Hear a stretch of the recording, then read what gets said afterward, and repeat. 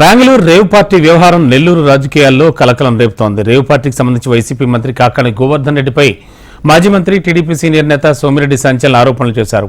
Rave party gang ring master Kakani Govardhan రెడ్డిని ఆరోపించారు. కాకానికి ఎంతో నేర చరిత్ర ఉందన్నారు. గతంలో నకిలీ పాస్పోర్ట్, నకిలీ ధృవపత్రాలు, నకిలీ మద్యం, సిలికా, మైకా, వైట్ క్వార్డ్స్ సహా అనేక ఆరోపణలు ఎదుర్కొన్నారని చెప్పారు.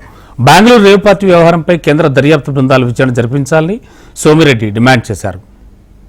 స్టిక్కర్ దొరకని ఒక్కరి కారు దొరకలా, నీ ఒక్క కారు దొరికింది, నాకు సంబంధం లేదంటే ఇంకొక అదే గన డూప్లికేట్ అయితే కర్ణాటక వాళ్ళు తయారు చేసుకోకూడదా?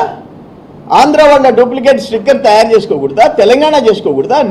నీ స్టిక్కర్ ఎందుకు దొరికింది? నీ కార్ పాస్ ఎందుకు దొరికింది? ఎమ్మెల్యే స్టిక్కర్, నీ పాస్పోర్ట్ ఎందుకు దొరికింది అక్కడ? సో ఇవన్నీ నేను ఎందుకు చెప్తానంటే, నువ్వు కల్తీ మద్యం కింగ్, నువ్వు నకిలీ పత్రాలు తయారు చేసే దాంట్లో నంబర్ 1. నకిలీ పత్రాల్లో 3 జైలుకి పోయినారు.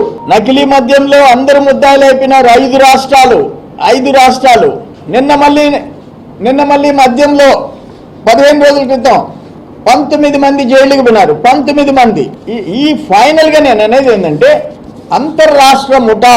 ఇప్పుడు మీకు చదివా, నీ బ్యాచ్ ఎవరు?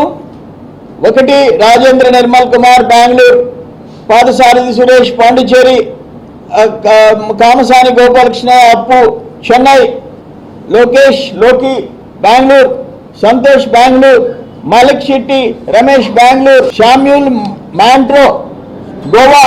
దాదాపు గోవా, పాండిచేరి, తమిళనాడు, కర్ణాటక ప్లస్ నీది ఆంధ్రాలో దొరికింది. 5 రాష్ట్రాలకు సంబంధించిన అంతర్రాష్ట్ర ముఠా. ఇది ఇంటర్ స్టేట్ ప్రాబ్లం, ఒక స్టేట్ది కాదు ఇది.